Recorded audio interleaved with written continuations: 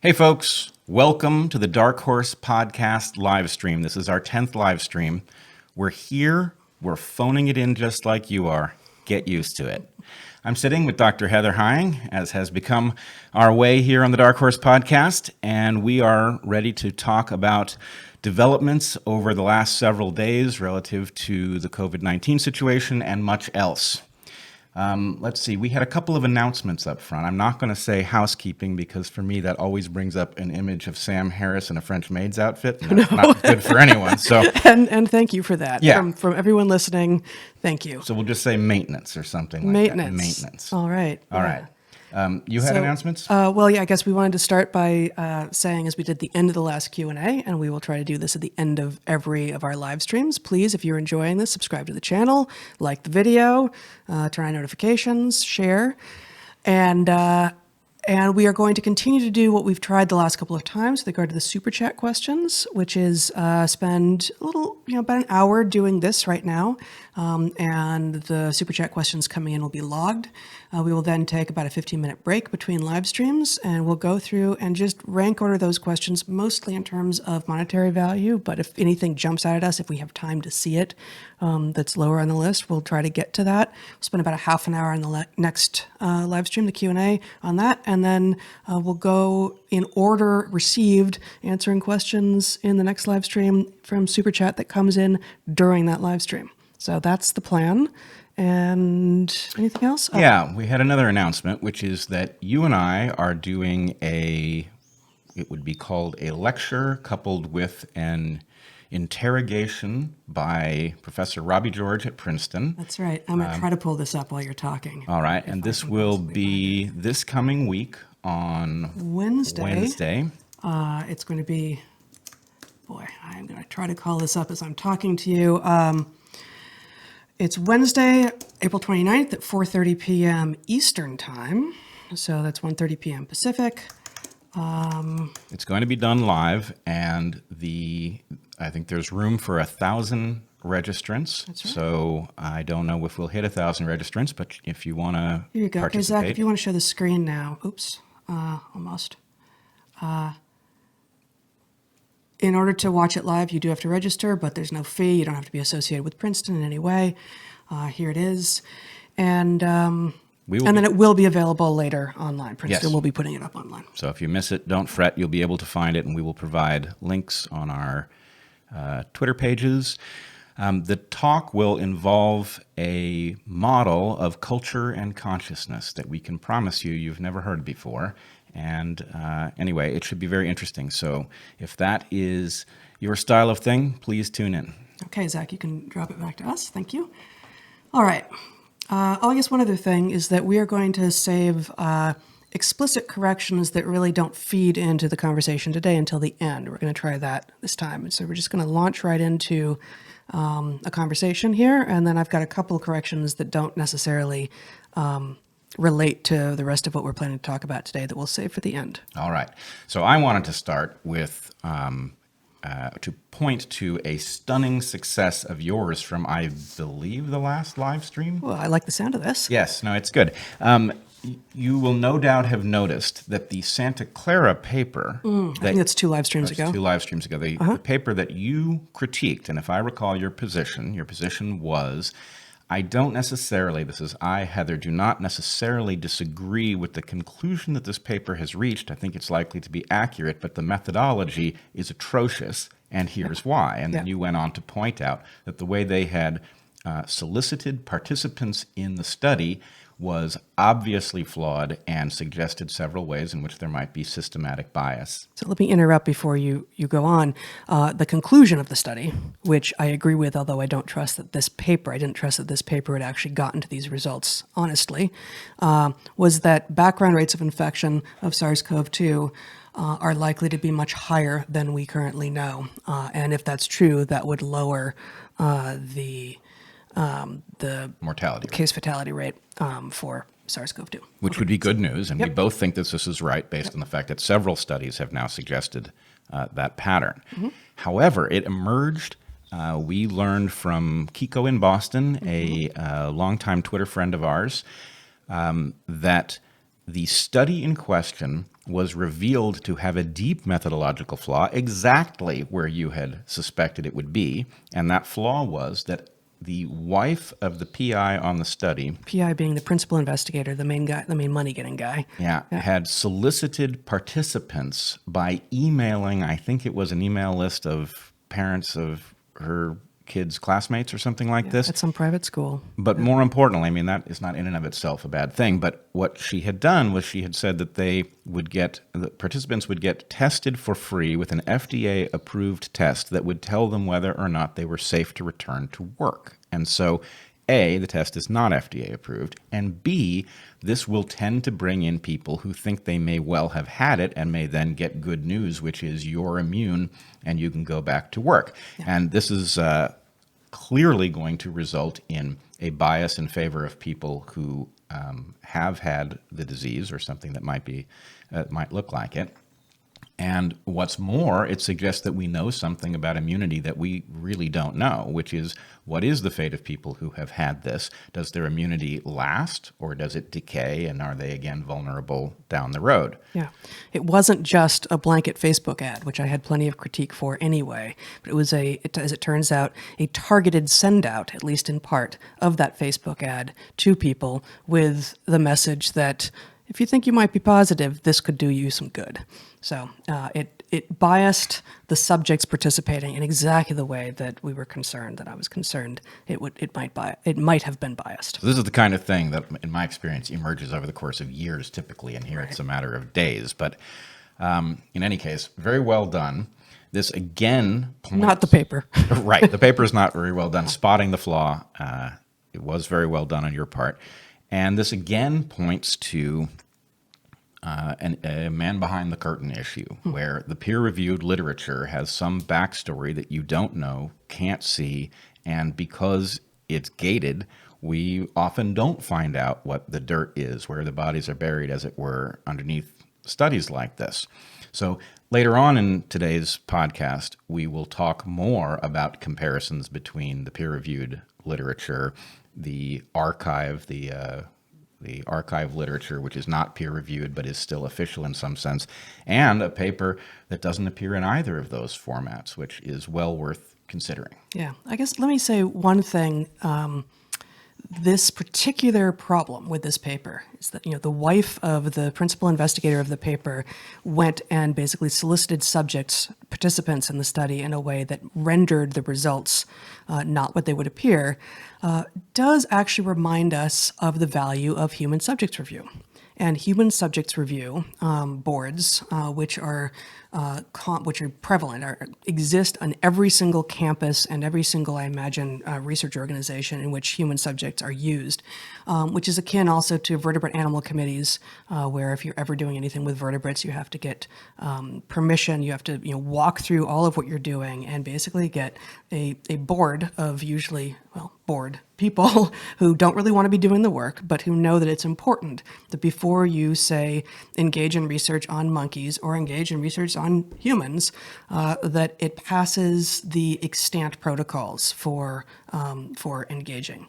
And I imagine that if this had to go through human subjects review, which this work couldn't, it's too fast. But one of the benefits of the brakes on the system is that human subjects review would have made it really, really clear that such things wouldn't have been appropriate. That might not have stopped it, but it might at least have revealed in, say, the dinner time conversations between the dude and his wife that this actually is not something you're allowed to do. Yeah, I hesitate to sign on to an embrace of human subjects review because although I believe there needs to be something that does this job, in practice it's so absurd the way some things are granted. I mean, if you wanted to run a study on a college campus where you stopped people, in a public space and asked them whether they remembered their dreams from the prior night, for example, you would need to go through this process. Right. There's just a bureaucratic element to it that's insane. But this is a complete aside, but another point against these kinds of reviews, vertebrate animal review, which you and I never worked on people as graduate students, but we both worked on vertebrates, so we had to go through some of the vertebrate animal care committees at University of Michigan where we did our graduate work. And these forms are like 30, 40 pages long. They go on and on and on and on. And I was at that point working on the sex lives of poison frogs, as one does. And I wanted to bring back tadpoles I was working in the neotropics at that point, Costa Rica or Panama, I don't remember which. And so I wanted to bring back some adult frogs and also do some work on tadpoles to see if they would cannibalize each other at different rates depending on their degree of relatedness. And so I had all these justifications. I'd gotten some grant money to do the work, but I needed, or maybe I hadn't gotten the grant money yet. I had to get the vertebrate animal protocols in place. And when I got the review back from the Vertebrate Animal Committee, everything involving tadpoles was struck out. And I thought, oh no. And I got on the phone with them. It's like I was ready to defend the work that I was going to be doing. And they talked me through. I thought, they thought very patiently. They figured they were dealing with someone a little bit dim on the other end of the phone. And they explained to me quite patiently that while frogs are vertebrates, tadpoles are not, in fact, vertebrates. And therefore, I did not need any permission to do research on tadpoles. Now, I should point out to any of our listeners who are tadpoles, you are vertebrates. Don't worry about this. It was a mistake on their part. Yeah. So I was able, unfortunately, for people who might want to be doing unacceptable work, the lesson was you can do whatever you want as long as they're young enough that the Vertebrate Animal Committee doesn't care. So anyway, these committees are bureaucratic and they're often flawed, but they are set up to do good work. That doesn't mean that they are doing good work. All right. Let's move on to a follow-up, not a correction, but a follow-up to a prior discussion. Someone, a listener to this podcast, alerted me in response to my suggesting that military bases would be good study populations to determine questions like what is the damage to people who've had asymptomatic cases of COVID-19.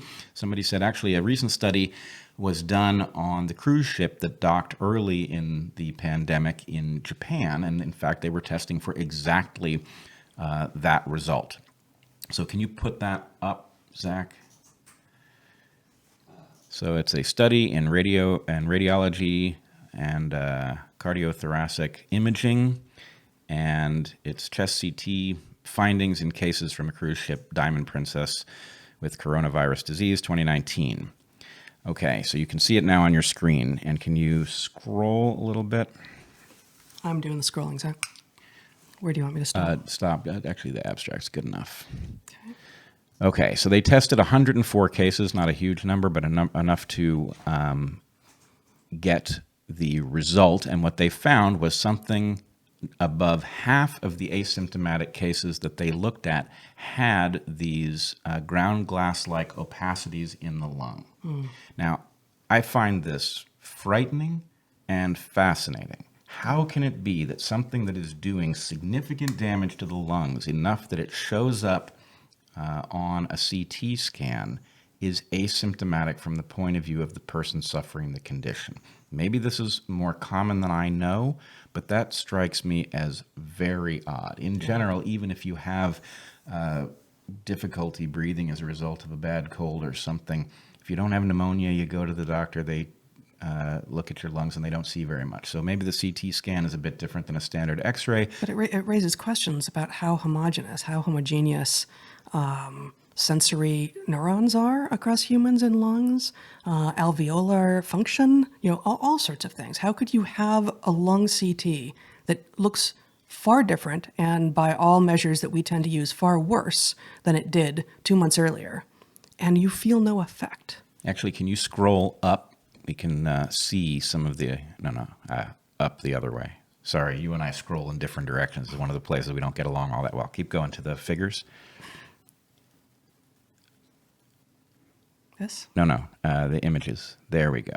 So here you can see the arrows in this image point to one of these ground glass opacities. It's not the least bit subtle. And this one is from a 70-year-old asymptomatic woman. All right, so a 70-year-old woman had severe damage to her lungs during an infection in which she showed no symptoms. That is a fascinating and frightening result. Yeah. All right. I think that's enough there. Do you have someplace you wanted to go next? I think you're going to start us off, right? Okay, so I wanted to call our attention to something that another Twitter friend of ours alerted me to just yesterday. And I must say, this one caught me off guard. I fell into this here. You're looking for the Medium piece? Yes. Is that right?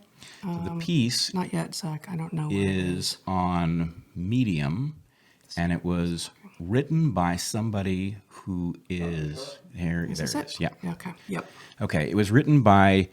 I apologize if I get your name wrong. URI Deegan, and URI Deegan is not a biologist, at least not by training. He is a life extension person focused on epigenetic alterations of cells. So in general, I don't get along very well with the life extension people because I think they're largely barking up the wrong tree, although if I had to pick an area that was promising, epigenetic reset is probably highest on the list or close to it. In any case, URI has written an analysis of the SARS-CoV2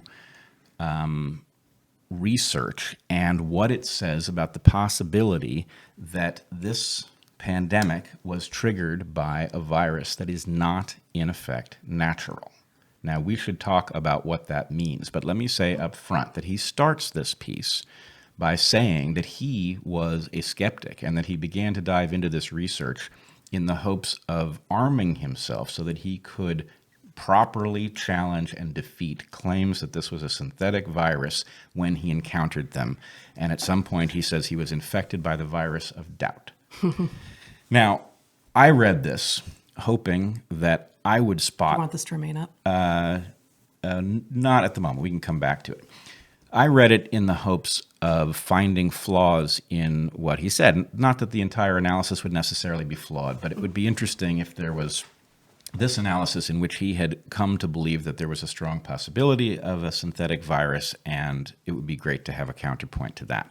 And I must say, I was a bit shocked by how thorough he had been, how careful he had been, and how compelling the overall analysis was. He's very careful, even in the conclusion. He says this doesn't nail anything down, but what it does is mean that the possibility is live. So let me say a bit about what it would mean for this to be a synthetic virus. It does not mean that somebody invented it. It would mean that it is a chimera of pieces from different viruses that had been created by natural selection. And that chimera would have an increased capacity to infect people on the basis of having, the molecular machinery from this virus over here that facilitates binding to the surface of a human cell, and molecular machinery from over here that facilitates cleaving a particular protein that would make it more likely to invade the cell. So in any case, I want to point out that this is the counterpoint. Here on Medium, a not very widely read post at this point, is challenging a paper that was published in Nature that we covered in an earlier live stream. And the paper in Nature said there's almost no chance that this is a synthetic virus, and made several arguments. Although a lot of their argument, which I objected to at the time, was that it didn't look to them like it was engineered because it wasn't... The people engineering it would have made choices that didn't seem like the right choices. Not that it wasn't possible to have made those choices, but there was inference about the choices made by the would-be engineers rather than an argument that it wasn't possibly engineered. So this raises a number of questions. One is, what would it be engineered for? Right. And I want to make very clear that the idea that this virus was engineered in a lab is not synonymous with the idea that this is a bioweapon. It could be. One of the reasons you might engineer a virus in a lab would be to use it in an offensive way. But there are plenty of other reasons to engineer a virus in the lab. And in fact, one of the things that this paper does so beautifully is it reveals what this very small network of laboratories that are studying bat coronaviruses is actually doing.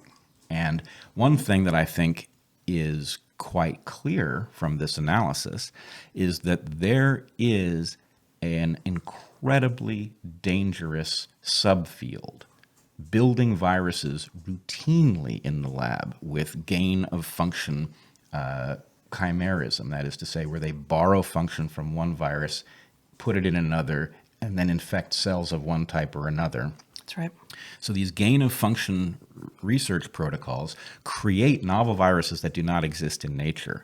And there is always the chance that one of these things will escape. Now, did that happen in this case? We don't know. But the fact of one of the two primary labs involved in this research, it's not that these labs are all over the place. There are really two primary labs studying bat coronaviruses and their potential threat to human health. One of these labs is in Wuhan, China. So the coincidence of this virus having emerged there and the story that it is connected to a so-called wet market, when in fact the indications that it came from the wet market are quite insecure. There were early cases, numerous early cases, more cases than were connected to the wet market that had no connection to it that anyone could find at all. And so there is a small number of scientists engaged in finding novel viruses by collecting bats from other parts of China, abstracting their viruses, and then tinkering by playing around with their molecular machinery. And the level of danger there would be hard to overstate. Yeah. So I guess a number of things just to add into the mix here. Zach, if you want to put up the screen here, we have another preprint server paper, that is to say not yet peer-reviewed, but written as if the goal is for it to be peer-reviewed. This is actually from over a month ago now, March 19th, 2020. Evidence of the recombinant origin and ongoing mutations in severe acute respiratory syndrome coronavirus 2, SARS-CoV2. And these authors argue that it's the spike protein on the surface of the virus that appears to be pangolin in origin, and it is the rest of the virus that appears to be bat in origin. And so they're using this word recombinant not to presume that it was human recombination, not in the way of, say, a recombinant tomato, which has a fish gene inserted into it to make it more freeze resistant, as in the style of various GMOs, but that this would have happened naturally. Right, and we have to be careful with this word "natural," of course. But when we're using it here, we mean not in a lab, not by human-directed research.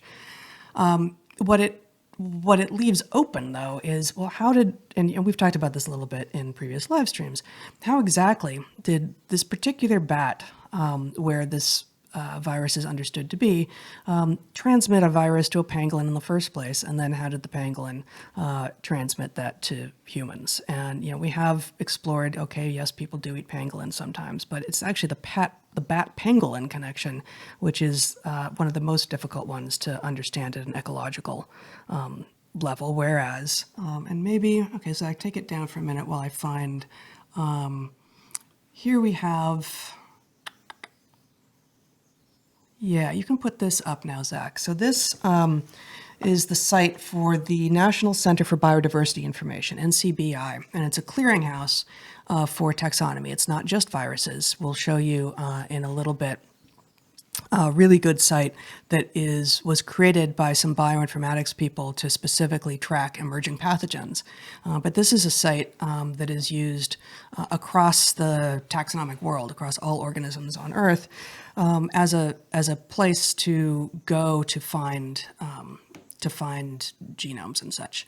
So here you have the lineage. This is a not very exciting page, as is the way with both government and taxonomic sites generally. But this lineage basically reads left to right, where the leftmost thing, viruses, is the most inclusive, and everything to the right of that, if riboviria are viruses, then so are Corona virinae, and so is everything to the right of this, right? So we have here this particular species, severe acute respiratory syndrome related coronaviruses, but even that is a category, right? So if I click on that, look at all of the SARS-related coronaviruses. It goes on and on and on and on. There are a tremendous number of them. And so, how many of these were in fact created in a lab versus were created organically out there in the world when organisms came into contact with one another? Some of them are creations, almost certainly, and some of them are not. And for legitimately lab-created viruses, presumably much of that information is out there. Now, somewhere on here we have, I can't find it, it's just too much here. We have, civet viruses and pangolin viruses and lots and lots and lots of bat viruses. So take it back off, Zach, while I find one more. So can we talk a little bit about please. the ecological question? Yeah. This is one of the things that I think is most important. We have two lines of inquiry developing. One has to do with how this virus functions and how we're going to defeat it. And then there's another question about where it came from and what that implies. In other words, right. If somebody released a bioweapon, that obviously calls for one kind of response.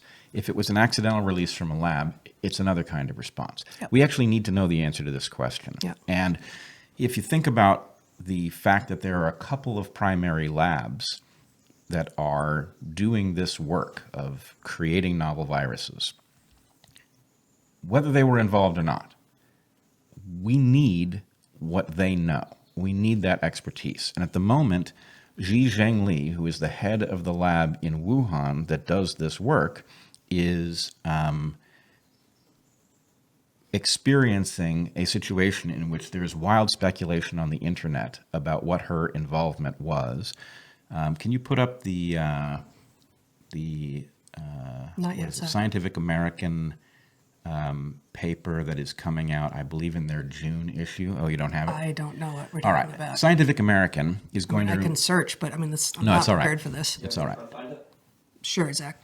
It is a paper that they put out, basically a profile of Zhi Zhengli, which describes her laboratory's work and concludes that we know that her laboratory was not involved in having created this thing. So what the function of that article is a little hard to say. But again, the coincidence here is spectacular. Let me... I think I found it. Is it how China's Batwoman hunted down viruses from SARS? Yeah, that's the one. All right, Zach is going to put this up, and we will put links to this in the description. Okay. Okay, so we can... Yeah.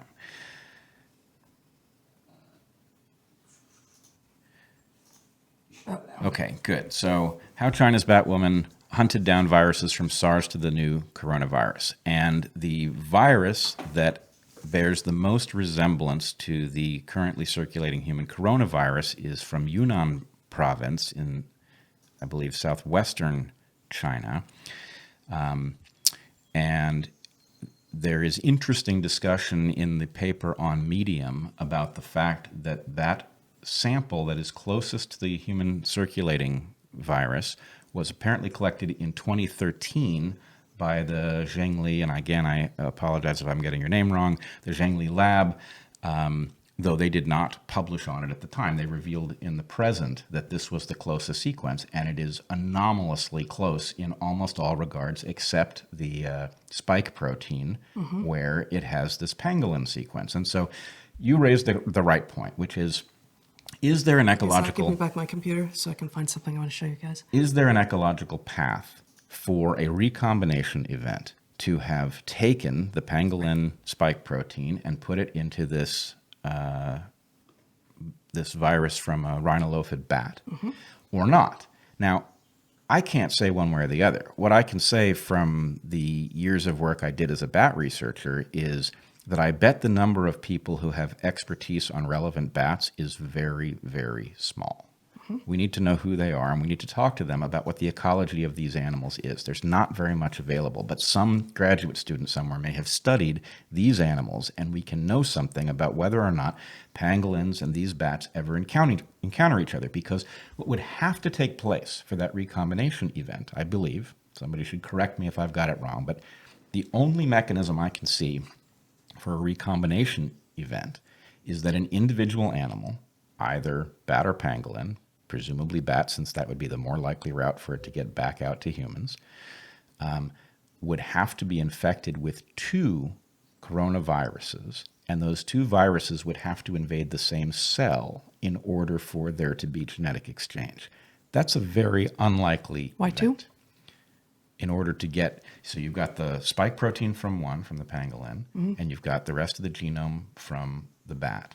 Some animal has to have both in order for nature to have recombined these things. So in essence, So- what we're learning is I that guess the proposal in the paper, though, is that a bat infected a pangolin. So the pangolin has the virus that it has, and the bat infects the pangolin with whatever the virus Right. the bat has. So there's it has to be you don't some, have to simultaneously be a reservoir for two foreign viruses in order if you're that pangolin, which we're sort of raising questions about whether or not that really makes sense as an ecological mode of transfer. But you just have to be a bat that's infected that somehow transfers your virus into the pangolin, and and then the recombination happens by Right. That's a big black box right there. but just being sick with the two viruses is not likely to do it. They have to end up in the same cell, which may be very likely depending upon how widespread it is in the body. But my point is, somehow, it will not necessarily be very valuable with respect to figuring out what to do about this virus circulating in the human population. But in terms of figuring out what it is and how this happened and how it can never happen again, and is somebody responsible in a way that needs to be addressed, we have to gather people with various different kinds of expertise. So I find I'm now struggling. I have two kinds of expertise relevant to this story, just by accident. One of them is phylogenetic systematics, and one of them is bats. So phylogenetic systematics, for those people who don't know what that means, which is to say all but probably two of the people watching right now, just refers to the science of figuring out who is related to whom. It is not the science of naming organisms, which is taxonomy, but it is figuring out, once you have a bunch of organisms, what the history of relationships was. And so in some sense, phylogenetic systematics almost never comes up in the news, but at the moment it's news. Why? Because when you try to draw a phylogeny of these viruses, you don't get a clear signal. Why? Because part of it is coming from pangolin and part of it is coming from bat. So that could be the result of a natural fact, or it could be the result of an artificial fact. And before you go to that, let me just say, so I can say something about bats. I can say something about phylogenetic systematics. I'm not a virologist, I'm not an epidemiologist, and I'm not a molecular biologist, right? Now, I would say at least you want those 5 kinds of expertise in order to navigate a question about could this have come from nature? So the three things, again, are bat biology, which you have, and I have a little bit, but mostly through you. Phylogenetic systematics, which we both have, and which we know to be pretty rare even among biologists. It's considered kind of niche, and you have to have ended up in the right place with the right people to end up with deep understanding of it. You said virology, epidemiology, and what was your fifth that we are not expert in? Virology, Molecular epidemiology, biology. and molecular biology. Okay. Especially molecular techniques. So what I think you want is a room full of people. It doesn't have to be a lot of people, but there has to be some expertise on all of these things. And, for me to say I'm a bat biologist, I have almost no experience with rhinolophid bats. I have captured them on a couple of occasions when I've done some work in the old world, but my bat expertise doesn't buy me very much, except that I know that these animals are likely to be found in caves, that those caves might have multiple species in them, not necessarily from the same family. Mm-hmm. So there's a pipistrelle bat that also shows up to have a tiny sequence homology to the circulating human virus. That's an entirely different family. Could they be roosting together? They very definitely could be. But in any case, the pangolin experts, we need to talk to them. The bat experts, especially the rhinolophid experts, we need to talk to them. We need to put them in contact with the virologists and the molecular biologists in order to have a conversation about what could possibly explain what we are seeing. Yeah, especially given this. Zach, would you put this up? Coming out of Nature a little more than a week ago, China is tightening its grip on coronavirus research. And some scientists are saying, no, this is good. We need the research coming out of China to be accurate, but it looks to many of us like an attempt to control information. All right, so if papers that were up, even on these preprint servers, are being pulled, and basically, here's the first paragraph. It's a news article in Nature. It's not a research article. Over the past 2 months, China's government appears to have quietly introduced policies that require scientists to get approval to publish or publicize their results, according to documents seen by Nature and some researchers.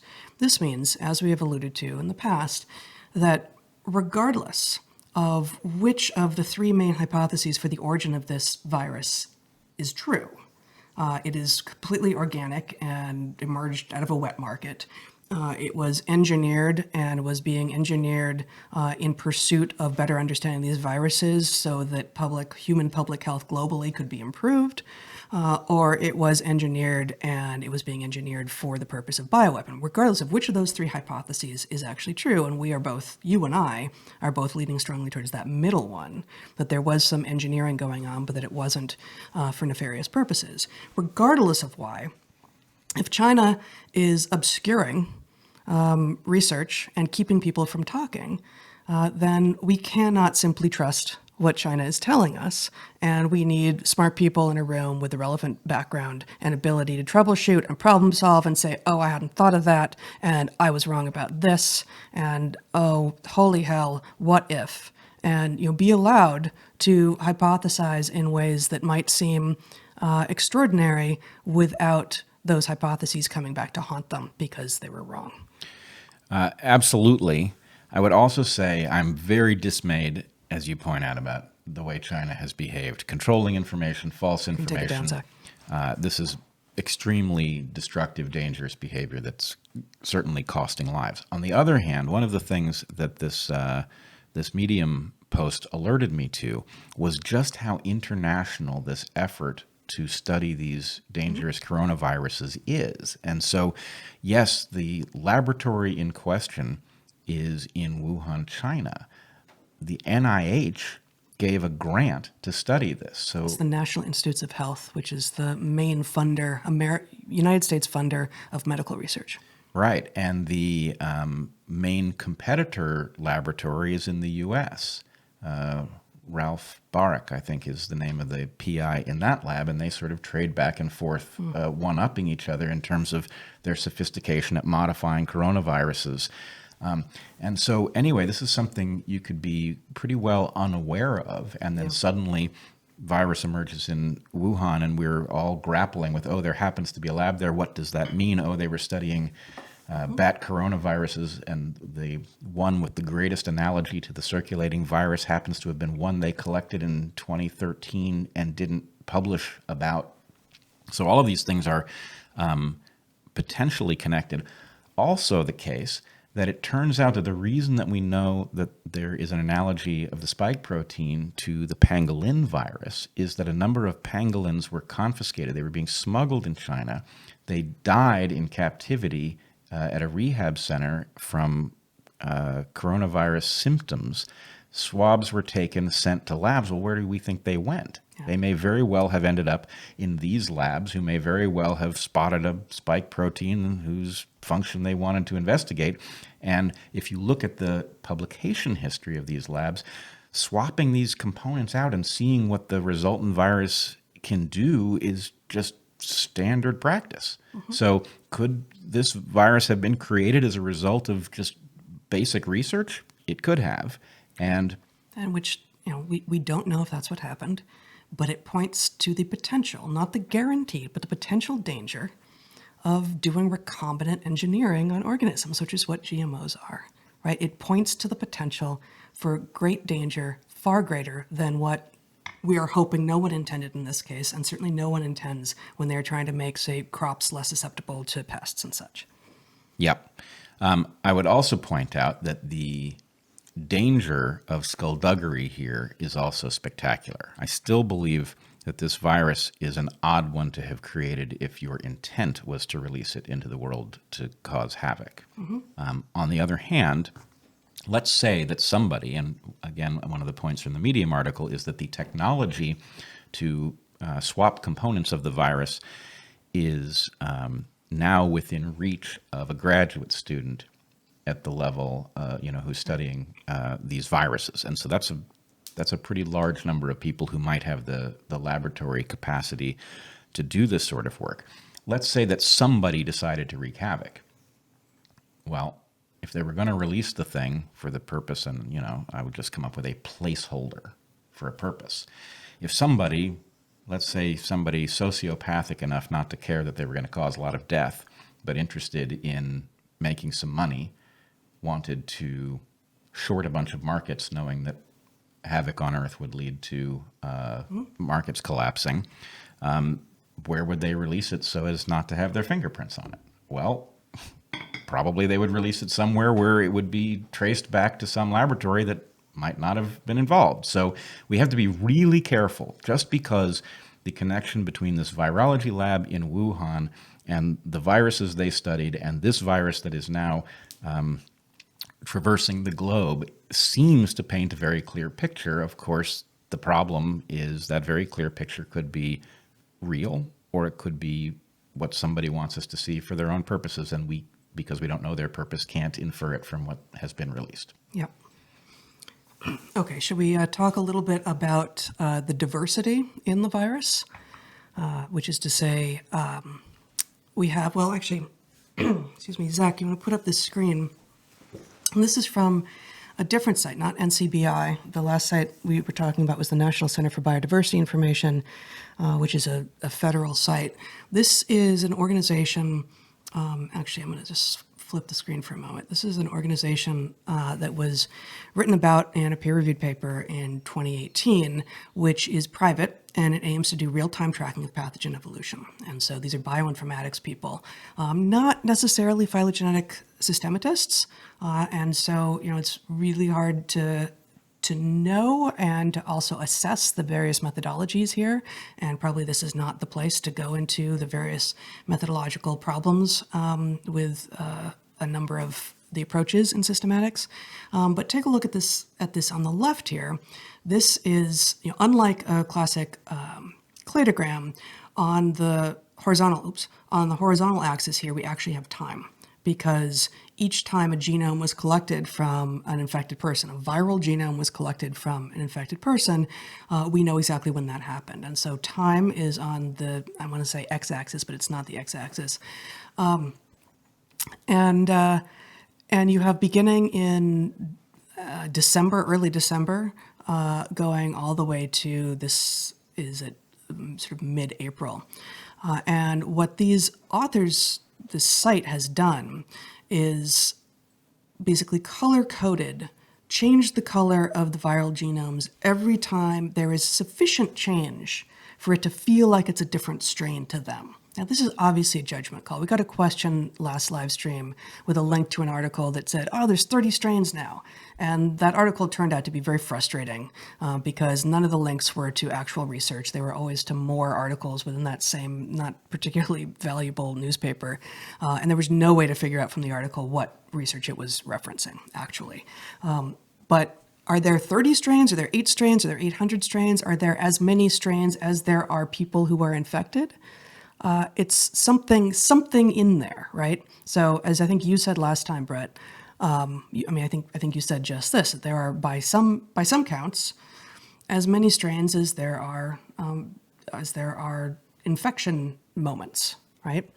Well, the problem is that's not even the upper bound. You could have multiple strains in an individual depending upon mutation rate. I think the mutation rate here is not high enough that we're liable to have a number as large as the number of infected people or greater.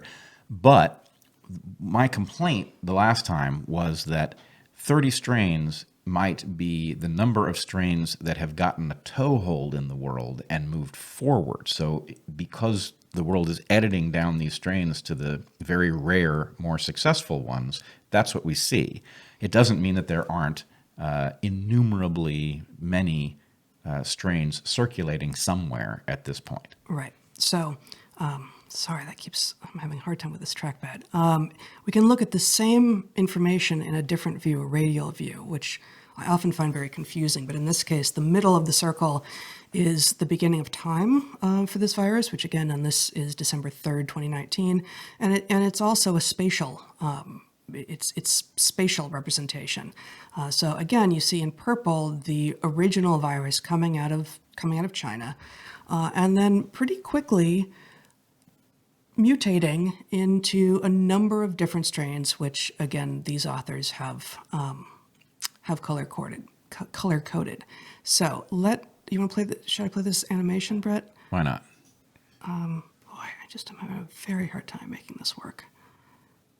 Okay, unfortunately I can't make that full screen. So the animation on the right is the map showing its spread out of China, and you have the comparable move in the radial phylogram on the left of how it is moving in the tree that was created. So the changes in color on the map on the right are what are being counted as new strains that are emerging, spreading. The dots are the spread within a country, and then the lines are transmissions that are inferred between countries. Exactly. And the size of the dot is relative caseload according to what's being reported, which of course as we've talked about many, many times, that information is very incomplete. And I want to say too that what are we going backwards now? Okay. The distinction between strains is somewhat arbitrary and certainly is not going to be judged the same way by every person looking at them. Just like the distinction between species is not a hard and fast line. So complex systems, complex categories tend to have fuzzy boundaries between them. And the idea that we can count exactly 8 or exactly 30 or exactly some number of strains is asking a bit much for a rapidly evolving RNA virus.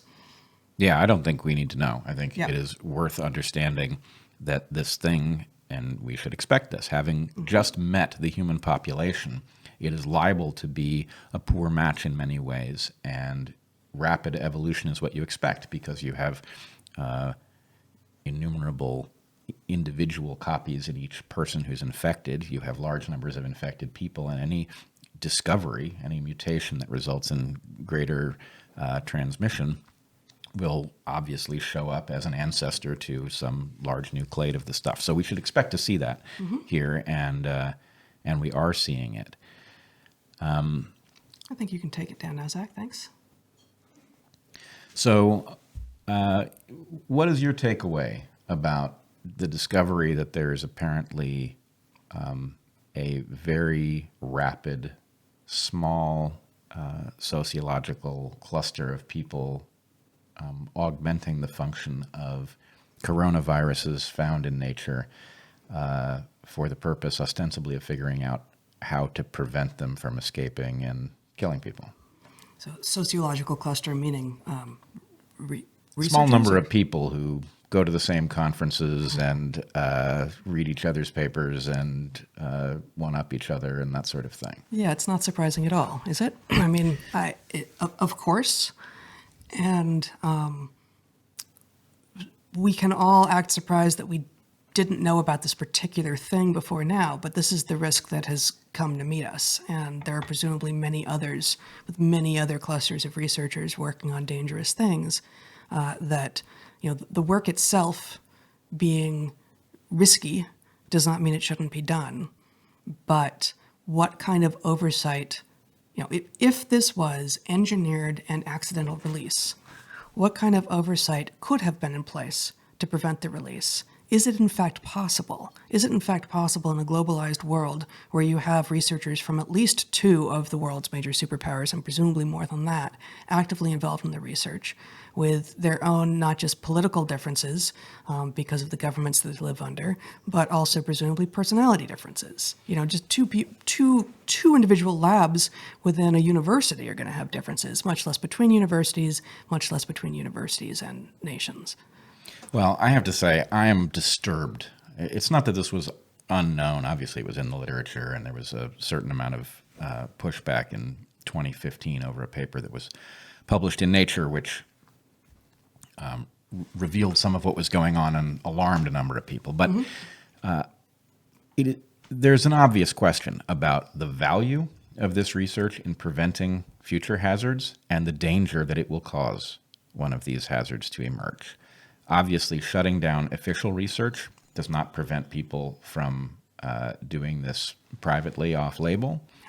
So the danger may exist irrespective of what the official position is. But I'm shocked at the discovery that this gain-of-function research is absolutely commonplace, working with viruses that are absolutely known to be potential emergent hazards. And you ask, what kind of safeguards could you put in place? The only good one I can think of is maybe if this research needs to be done, it needs to be done on ships. And there needs to be some protocol where the work is done. At some point, the samples are destroyed. The ship doesn't dock for 2 weeks. I don't know what the right protocol would be, but I don't like the sense. And in fact, this reminds me of something I have thought each time we've had one of these major emergent disasters of late, right? We had Fukushima, we had the Deepwater Horizon, we had Aliso Canyon in Los Angeles, right? You're going to have to spell that one out for most viewers, I think. Well, that was a release of gases from a mine that had been used as a natural gas storage facility. So some large cavern underground had natural gas pumped into it, and it sprung a leak that was poisoning people in the local neighborhood and was unpluggable in the same way that the Deepwater Horizon leak was unpluggable. So anyway, each time one of these things happens, you should also put on the list the financial collapse of 2008, where we discovered the degree of leveraging and all of this. Yep. Each time one of these things happen, I have the sense of, okay, it took the disaster for me to find out what it was that somebody needed to tell me was happening, right? I needed to know that mortgage-backed securities were being played with in this particular way in order to understand how much risk we were at. I needed to know about, fuel pools and spent fuel in nuclear reactors, and the possibility of a prompt criticality causing one of these pools to bust before Fukushima. I find out after. Yeah, well, this is part of what long-form investigative journalism is for. And we've seen a decline in long-form investigative journalism with the change in basically the financial model for journalism, where it's about clicks and very short-term attention spans, and it's hard to get funding to send someone to do what might be a 6 or 9 month research project and result in a 10-minute documentary or a 5,000-word think piece. This is true, but it is also, as Eric has been repeatedly raising, there's a question about what could possibly explain the level of dysfunction in investigative journalism. It's hard to account for. And so what I want to know, discovering that this, what looks to me like an extremely well-researched, reasoned, and careful article on Medium describing the scenario that might have unfolded, explaining our current global pandemic, that piece has cleared none of the hurdles, right? This is just something somebody decided to write and publish for their own purposes. Now, the question is, given that head start, is that going to get picked up by any major publication? So let me also point to long before that, well, I don't know long, but before that Medium piece came out, that Medium piece is just the last day or two, I think. A few days before that, actually, no, this is, Zach, you can put this up now. This is on GitHub. This is version 7.6. So this is an ongoing, I think it's basically a wiki document among many, many authors, and everything is public here. The title being Evidence that SARS-CoV2 emerged from a biological laboratory in Wuhan, China. And they do an incredibly careful job of spelling out absolutely everything that they assume, everything they think they know, everything. And, including, here's the section on if we're right, what it means, if we're wrong, either way, what doesn't change, something on nomenclature, why we call it or what we're calling these things. And then finally, sorry, I'm going to go back up to the top, and they say, if you'd like to see a summarized version of every claim in this document, please see the conclusion. And my God, it's really, really careful. It's remarkable. And, this right here is investigative journalism. That's not what these guys are calling themselves, but that's what this is. So if and it's very similar in some ways to the Medium piece that you began the show talking about, except this is effectively a group effort, and we're on version, I think it said 7.6. So it's gone through a lot of iterations. If this is GitHub, then it's an open source collaborative project.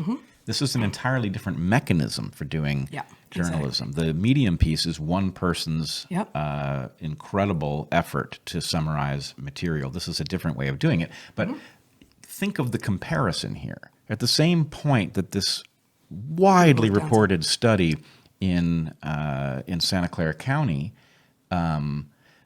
is having to be corrected because of an obvious methodological flaw that any PI should have understood was it was a completely unacceptable method, right? What is it that fosters that kind of spectacular error being published in a highly regarded journal and being widely reported by the world's newspapers, right? At the same time that we have authors collaborating on this high quality work on GitHub, and we have other people doing the work on Medium. I mean, to me, this is really it's the vindication for those of us who have believed that peer review was the problem, not the solution. And it actually provides reason for optimism, believe it or not.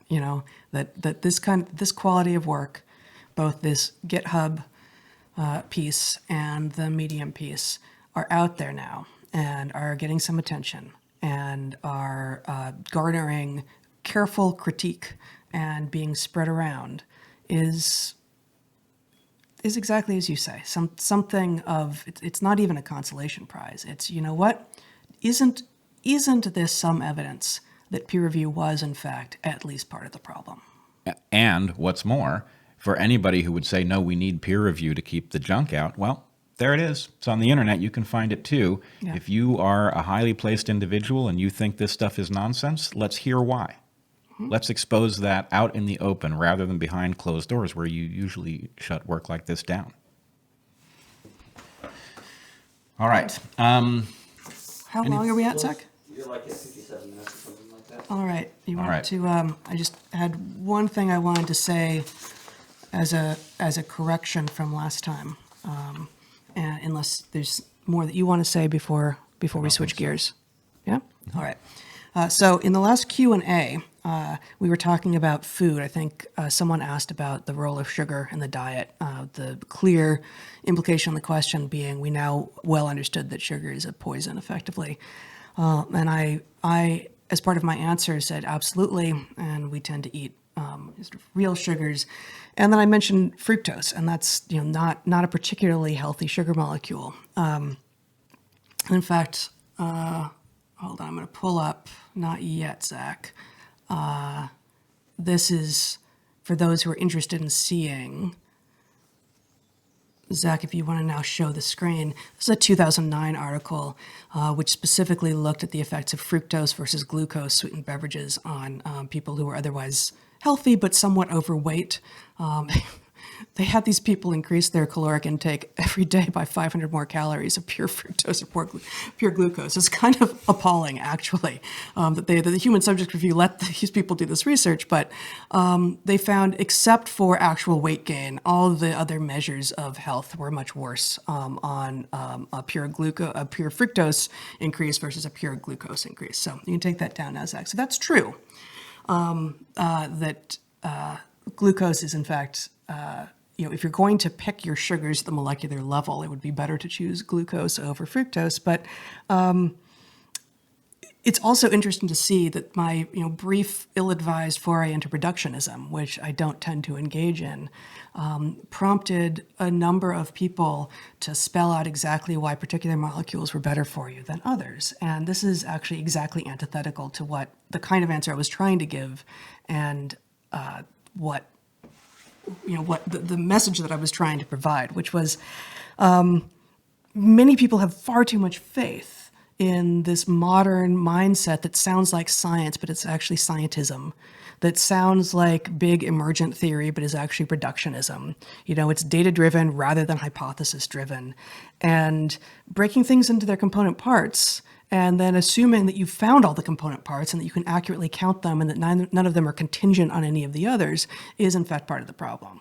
So sugar is pretty clearly a dietary toxin, but eating maple syrup, eating honey, eating sugars that emerge, and eating fruit in moderation is far, far better for you than eating those sugars that have been parsed out and turned into their constituent parts and then pieced back together for you and created, provided for you in an easy form so that you can bake them and you end up with a nice sheen on your cake or something. And I as I said before, I do that. I bake, I enjoy doing it, but the sugars that are more holistically emerging from the plants from which they came are going to be healthier alternatives.